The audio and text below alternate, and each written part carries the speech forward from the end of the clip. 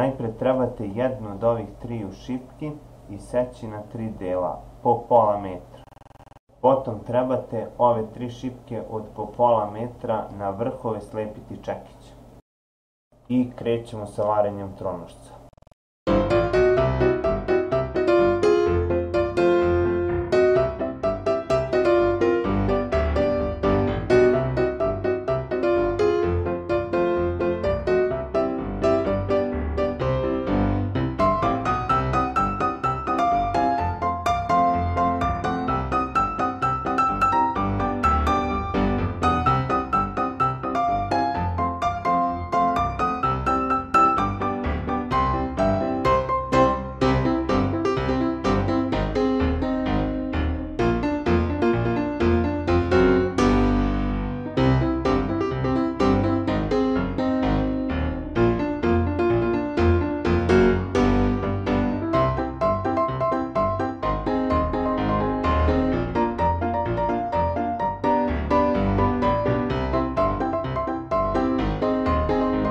Sada pravimo držač za telefon.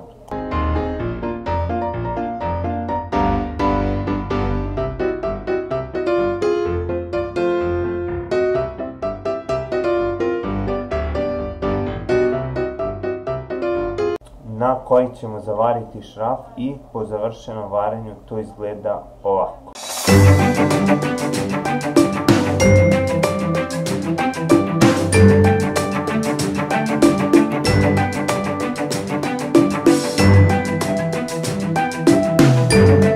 Zavaren stalak ću ofarbati.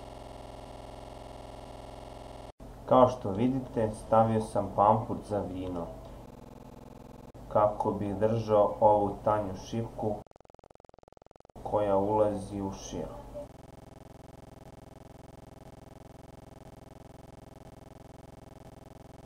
Stavljam držač za telefon.